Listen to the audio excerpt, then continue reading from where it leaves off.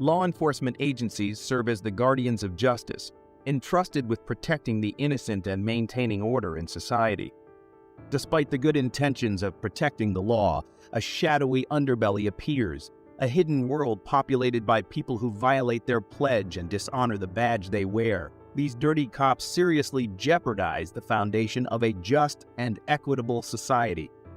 What do you think should be the punishment for dirty cops? Watch the video to find out the shameful crimes these officers committed.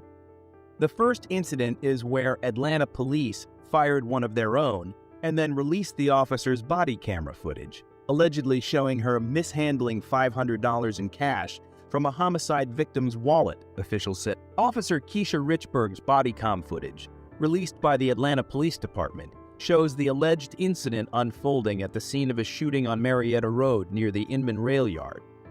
And Nur Green, 43, was arrested and booked for murder after he allegedly shot Harris in the head because of an argument, police said. Officer Keisha Richburg was at the scene of a shooting in northwest Atlanta when an EMT handed her the wallet of shooting victim Jamel Harris, 29, who later died at the hospital, authorities said. Bodycam video showed the EMT, Kevin Getter, tucking cash into the wallet's fold and not into the main compartment where cash is usually placed, according to footage posted by the Atlanta Police Department on its YouTube channel. When she handles the wallet in her squad car, the cash cannot be seen in the slot where Gator allegedly had placed the money, the video shows. When Officer Richburg transfers the victim's wallet from her right hand to her left hand, it is readily apparent the money is no longer tucked inside the wallet. A police report on the incident reads, Getter confirmed to internal affairs investigators that he gave Richburg the wallet with cash inside. I'm about 90 sure it was money, because it was kind of like like money would be folded in half. And I can't imagine it being anything else, he said. Later in the video, Richburg is shown surrendering the wallet to another police officer at Grady Memorial Hospital. Tevin Gator told investigators the money was handed over by a bystander who told him the cash belonged to the victim. I shouldn't have been messing with it because it was a crime scene, but it was just habit from not leaving patients' monies and stuff. So I just picked it up and then realized what I did. So I handed it off to the officer, Getter told internal affairs investigators.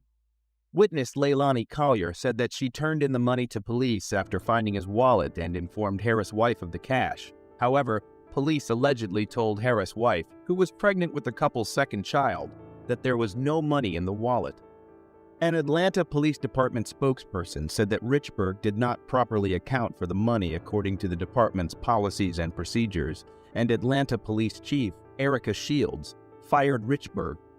Officer integrity goes to the heart of what we do here every single day, Shields said in a statement. It's imperative the public have trust in our word and our actions. It's extremely disappointing to see the victim of a fatal shooting be victimized twice by the actions of one of our officers. But the Atlanta's police union disputes the department's claim and said Richburg is now in the appeals process that she hopes will reverse her termination. She didn't know money was in there, Vincent Champion, regional director for the International Brotherhood of Police Officers, told NBC News. The union rep insisted the video footage released by the department is inconclusive at best. They haven't proven that she had the money or took the money, Champion said. We don't feel the officer did that. Do you think Richburg is innocent or guilty? Let us know in the comment.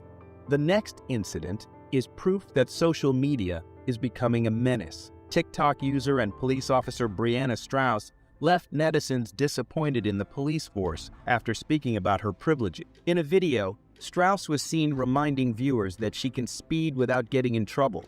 She also said that officers can find a reason to pull drivers over if they stay in front of them long enough.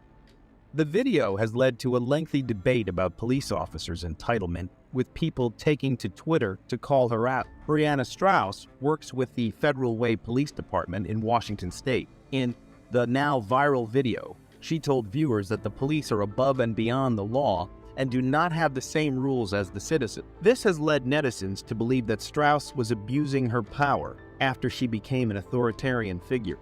If we're driving on the freeway in our police car, get the fuck out of our way. Get the fuck out of the way. If you merge and we follow behind you, and we merge too, you're probably in trouble. Best way to find that out is to get the fuck out of the way. I can go 90 miles an hour. You can't. You Can't do that. So get the fuck out of the way. If us officers stay behind you long enough, we can find a reason to pull you over, so you might as well get the fart kick out of the way. The video, which has garnered massive traction on social media, has since been deleted from Brianna Strauss's profile. However, netizens were quick to screen record the video. The video found its way to Twitter as well, where it amassed over 3.5 million views and more than 52.7 thousand likes. Netizens were not pleased to hear the officer's comments, and many were disgusted by her tone and autarkic demeanor. Several internet reasons stated that her behavior of looking untouchable was a reason why they did not believe in the police system. The officer went on to receive a 10-hour suspension, which would mark it as one shift without pay. Additionally, when people learnt of Strauss's suspension of only 10 hours, they were left furious. Many called for the officer to be fired instead of being suspended for such a short duration of time. The Federal Way Police Department conducted an investigation into the video and looked into possible violations of standards. They also looked into the officer's previous disciplinary issues. Commander Kurt Schwann from Federal Way that the police officer did not have previous disciplinary issues. They went on to determine that Strauss broke the department's code of conduct when it came to their social media and personal conduct. Do you think that punishment was enough for the arrogant police officer? The next incident is of a Florida deputy who was caught for drunken driving. According to online booking records maintained by the Pinellas County Sheriff's Office, Shelby Elise Coniglio, 26, was charged with one count of operating a vehicle while intoxicated with a blood alcohol content of 0.15 or more. Florida law presumes someone is too impaired to drive at 0.8. Coniglio served as a constable in the Patrol Operations Department for the Pinellas County Sheriff's Office from September 10, 2018. According to a press release from the Sheriff's Office, St. Petersburg Police stopped Coniglio about 1:37 a.m. at 108th Avenue North and 4th Street North in St. Petersburg. Police said Coniglio showed signs of impairment through slurred speech, bloodshot eyes, and she also struggled to remain steady on her feet, officers noted. Police also said she had an odor of alcohol on her breath. Officers said that Coniglio agreed to perform field sobriety tests, but performed poorly on them, and that she submitted to a breath sample, which indicated she had a blood alcohol concentration above the legal limit. Officers said Coniglio submitted a breath sample that indicated she had a breath alcohol content level of 206/219, according to the Sheriff's Office. Her blood alcohol level was also higher than the state limit of 0.8. Coniglio was arrested and booked into the Pinellas County Jail and was released on her own recognizance. However, per the Sheriff's Office policy, Coniglio's employment was immediately terminated following the arrest. What do you think is the best way to protect citizens from dirty cops like this? Let us know in the comments, and don't forget to like and subscribe. Being you have no authority or jurisdiction over me is for me to get out of my private automobile and talk about what I just told you. And you can show me your passport. You got my passport, I dude. don't have your passport. Those gentlemen do have my passport. The Highway Patrol do. Okay. Highway Patrol, how about bring the passport so I can read it to the sheriff? Could you be so kind? So, Uncle, if you come out and explain to me your passport, I'll hear your side of it. You've already heard my side. I've already told you my Well, side. you can explain your passport to me. I don't need to explain it. You should know this as a LEO, shouldn't you? I've never seen your passport. The interaction begins with the officers informing the man of his violations and requesting him to step out of the vehicle for a conversation. However, the man asserts his rights and refuses to cooperate, citing that he has no obligation to comply with the officer's demands. He claims that as a United States national, he is not subject to their jurisdiction and asserts his right to freely travel. So ask them gentlemen politely, sirs, highway patrolmen, may I please have my passport to read to the sheriff? They're not going to give it back to you until... They're not going to give it back to me. So you're telling me the highway patrol in Wyoming has stole my private property? Is that what you guys are telling me? You can claim... No, it's not a claim, sir. That's another matter of fact of law. Does that passport belong to any of you? Does that passport belong to any of you? The answer is no. And if you're not giving that back to me, which is my said possession. What is that called? What's that called? As LEOs, you should know what that's. Let me know. That's called Inform theft. me. Okay? However, throughout the exchange, the man repeatedly challenges the officer's authority and attempts to educate them on what he believes to be the law. He references legal precedents and quotes various court cases to support his argument. He insists that the officers are acting as private entities rather than representatives of the government. He also accuses them of being revenue collectors for a foreign corporation operating under statutes and codes. No, it is not. Yes, sir. What is possession?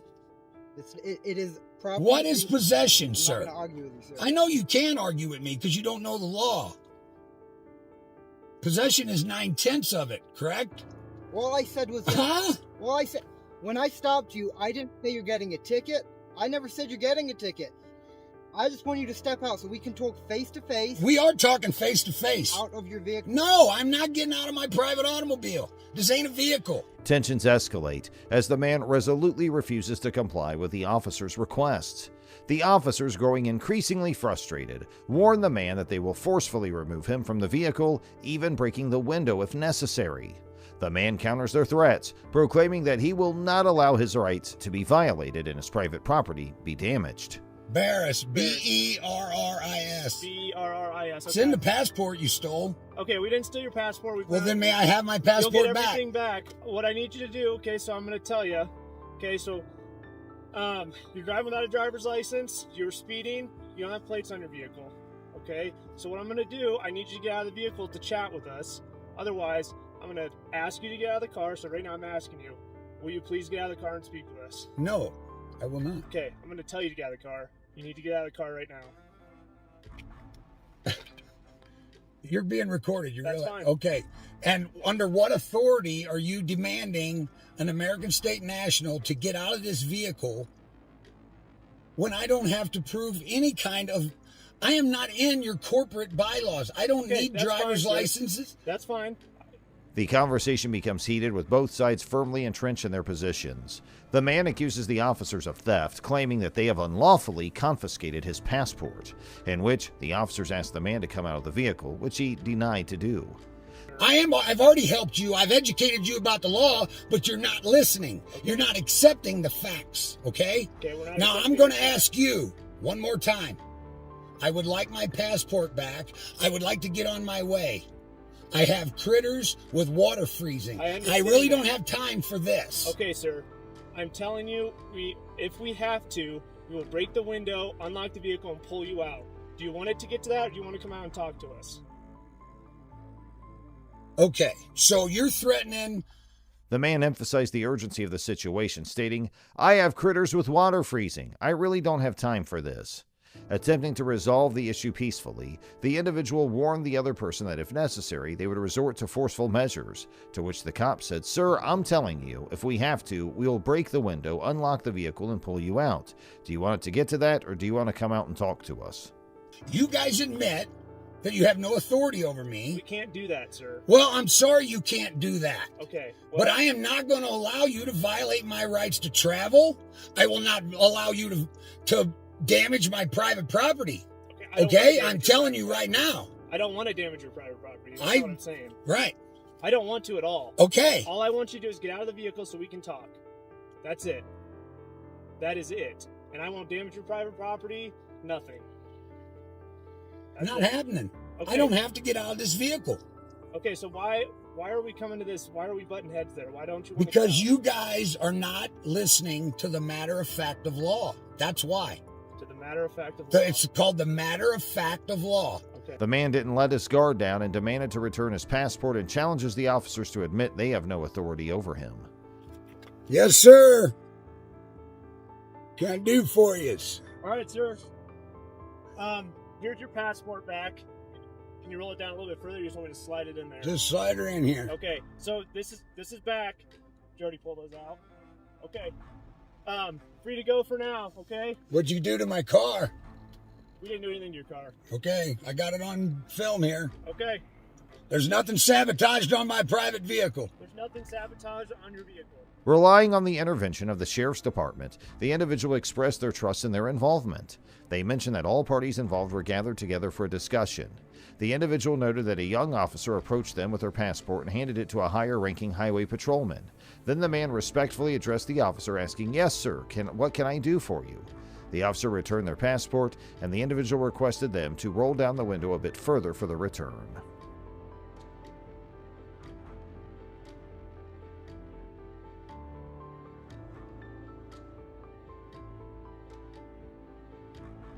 A situation of mounting tension played out outside a residence, heightening into a sharp exchange between a woman and a team of police officers who were in pursuit of an individual named Christopher Ruff. I need to speak with them about an incident. Do you have a phone number for him or anything? I do not. You do not? Do you mind if I grab your information? Just say I talked to you and that you said he wasn't home? No, for what reason? What is this about? It's an incident that he was involved in. I need to interview him about. Okay, what incident? The woman, taken aback by their sudden appearance and intrusive actions, asserted that Christopher wasn't present. Despite not knowing his whereabouts, she declined to provide any further information, growing increasingly uncomfortable with the officers' relentless inquiries and the insinuations their presence brought. I don't need to answer that question. What? I don't need to answer that question. Do you answer any questions? Nope. No? Okay, then thank you. Have a good rest of your day. Thank you, you too. Is there a reason you're walking around my car right now? There's Yeah, 1, we're 2, talking 3, to you. 4, Have a 5, good day. 6 Thank of you. you surrounding my fucking car. Why are you here?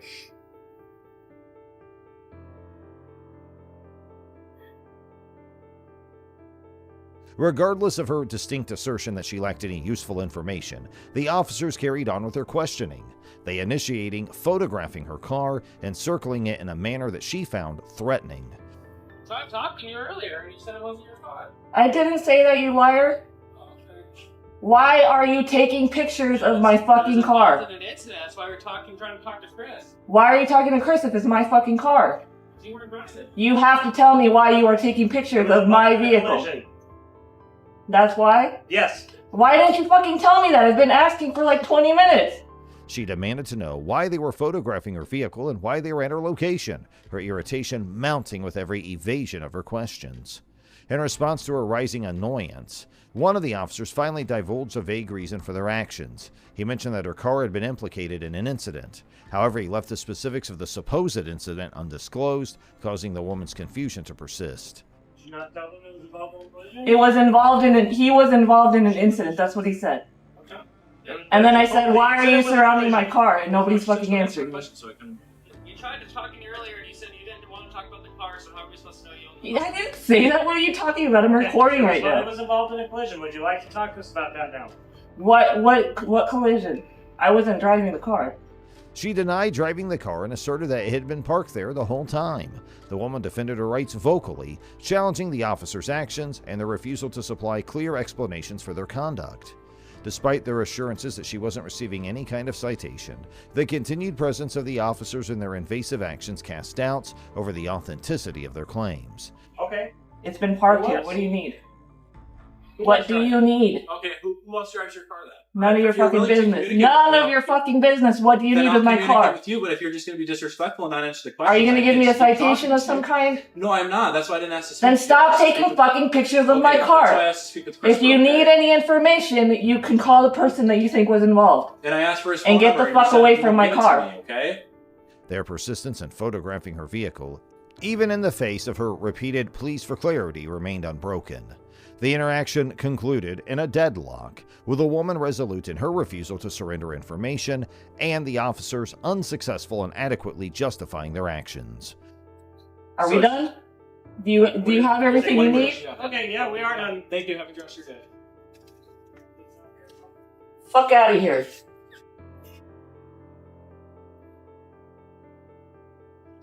A routine police inquiry had escalated into a tense standoff, leaving a trail of unanswered questions and a residual sense of discomfort.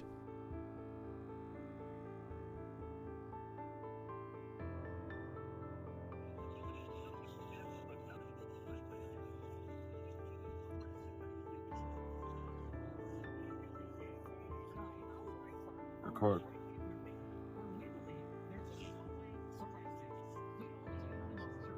What's up, buddy? What do you want? Any weapons in the vehicle? What do you want? Weapons in the vehicle? You just pulled me over. What do you want? During the traffic stop, an individual in question demonstrates a strong determination to understand the reason behind their detainment. They confidently assert their rights under the Fifth Amendment, refusing to answer any questions until the officer provides a clear explanation for the stop. You need to tell me why you stopped me. What's that? You need to tell me why you stopped me. Yeah, I'll explain that in a second to you. No, you need to tell me right now. You just detained me on the side of the road while I'm driving. Oh, is that right? Yeah. Okay, I'll explain all that in a second. Can you confirm you have weapons in the system? In the system? Confirm you have weapons in the vehicle. You're gonna tell me why you stopped me before I ask any questions. Answer any of your questions. By invoking the Fifth Amendment, which protects individuals from self-incrimination, they emphasize their right to remain silent. You know who I am? Recognize your voice. Ah. Okay. So why are you asking me if I have weapons if you know who I am? I can't see what you have going on in your lap. That's why. If you know who I am, you know I don't have any weapons. So why are you asking me? Right? Are you able to answer that question for me yet or no? Hey, roll this window down. You don't gotta roll it down. Roll this window down. You don't have to. Their insistence on being informed about the purpose of the stop before engaging in any dialogue reveals a strategic approach to the situation. Yeah, it does. You better tell me why. It's not for him. You'll explain to me eventually.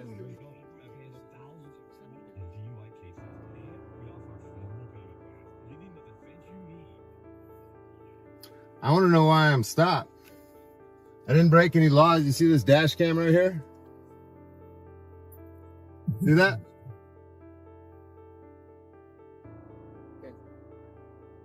They emphasize the importance of the officer's obligation to state the reason for the stop, seeking transparency and accountability from law enforcement. I did? I did? I'm driving the vehicle. I did that? Can you confirm there's weapons in the vehicle? Hey, you guys, I got a dash cam right there that will show all of this. This is excellent.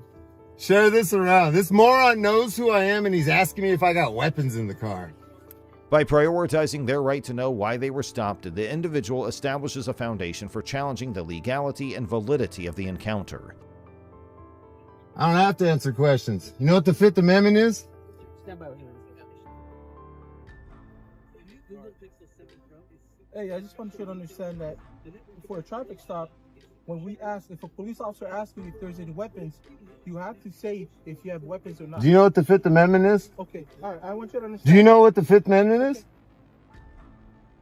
Yes or no? He already gave you something. You just say Christopher Rock.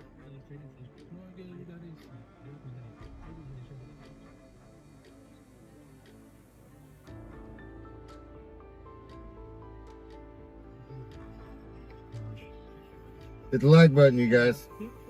Share this. Their assertiveness not only showcases a firm understanding of their rights, but also challenges the authority and discretion of the officer. By putting the burden of explanation on the officer, they aim to ensure that the stop is based on legitimate grounds rather than arbitrary or discriminatory motives. This interaction exemplifies a proactive approach to asserting one's rights during police encounters, highlighting the significance of accountability, transparency, and adherence to proper procedures in law enforcement.